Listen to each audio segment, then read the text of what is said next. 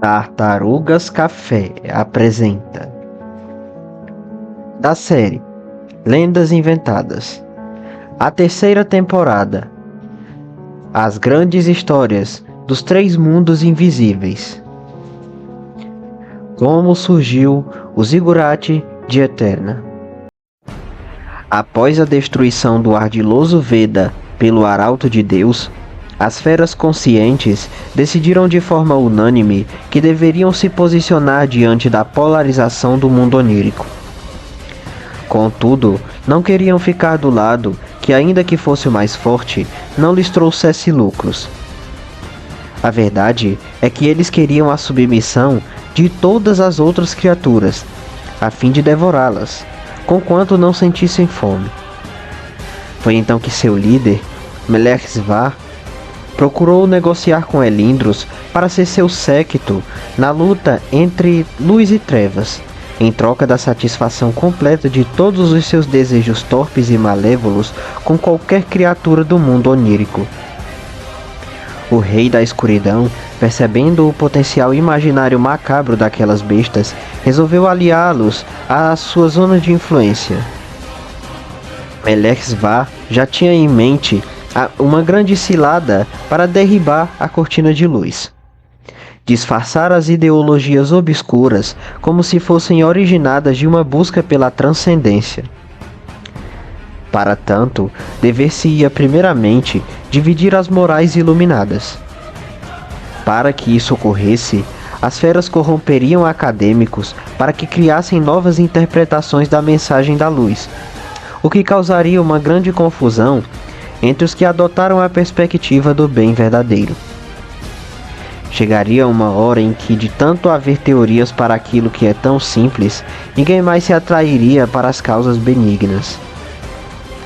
Outra coisa a ser feita seria a contestação dos sistemas econômicos e sociais propostos por seus algozes, argumentando que as massas estariam sendo controladas por uma elite que detém a maioria do poderio financeiro do mundo, que cria uma falsa sensação de liberdade imposta através do sem número de possibilidades de se ascender financeiramente. Como o dinheiro pode dar poder demais, diriam, as pessoas que subiram na vida não o fizeram por mérito próprio, mas por causa da manipulação do mercado por tais elites, que o faria para integrar um novo membro no jogo de domínio social. Dever-se-ia distorcer os discursos dos que ascenderam de formas dissidentes a tais elites ou teatralizá-los, isto é, alegar que fazem parte de um engodo contra aqueles que querem a reforma da sociedade. Enquanto seguiam tal jogo, a elite marginalizaria seus inimigos, relegando-os à miséria. Uma outra criatura, o gênio matemático Armumi, propôs que se criasse um contexto de pobreza nesses polos. Dessarte, os cidadãos teriam que trabalhar mais e, moídos pela lassidão, passariam a automatizar os processos que considerarem menos importantes para a sua sobrevivência, como uma parte do raciocínio responsável por discernir entre moral, imoral e amoral.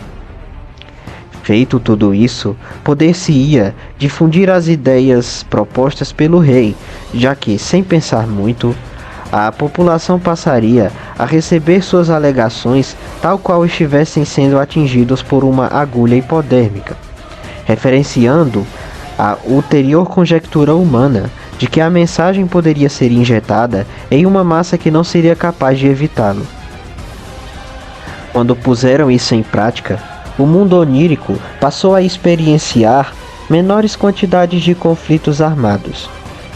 Mas a polarização ideológica estava prestes a se tornar insustentável. Na grande Yomandi, os homens alados cessaram as lutas externas que travavam para espalhar a influência da luz e passaram a mergulhar cada vez mais fundo em discussões internas.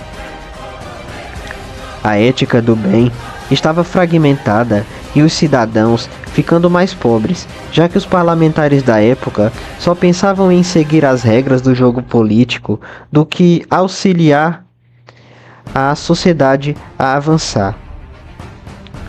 Os impostos e a burocracia só aumentavam e a população nada fazia, já que estava imersa em discussões acaloradas que jamais chegariam a lugar algum. Foi então que Melechizedek diagnosticou que a sociedade mais forte do mundo onírico estava confusa. O Rei das Feras, conscientes, passou a liderar expedições contra civilizações de menor poderio militar, com o escopo de cercar os guerreiros de Eterna, o maior obstáculo para as trevas naquele plano. Caleb, cônscio de toda a situação, optou por experimentar uma abordagem distinta do habitual, que claramente era despida de ética. A manipulação da opinião pública através da falsa experiência sobrenatural e religiosa. De início, a maioria dos espíritos de luz tentou demovê-lo. Entretanto, não só não foram ouvidos, como eventualmente passaram a se convencer de que essa era a única maneira de vencer a batalha contra as trevas e que o pecado não havia lhes influenciado, malgrado tais ações dissessem o oposto. Antes que o plano se desenrolasse, ordenou a construção de um garbosíssimo zigurate de ouro e marfim, que deveria ser a tenda onde as supostas divindades se revelariam aos seres vivos e instituiriam sua falsa religião. Quando terminaram a construção, tinha-se iniciado o embuste em nome do xadrez cósmico entre o bem e o mal. 3 guardiães primordiais que usavam os pseudônimos El, Kami e Kuda fizeram com que o esplendoroso monumento descesse dos céus de A Eterna, estarrecendo os cidadãos de Yomandi.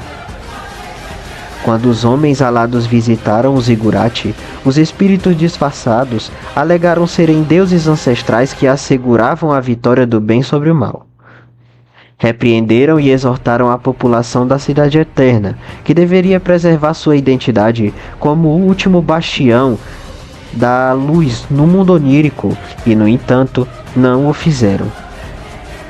Incontinente, a forma de ver o mundo dos homens alados se alterou completamente, e eles passaram a se ver como escolhidos do bem. Depois disso, lutaram bem mais do que antes haviam feito.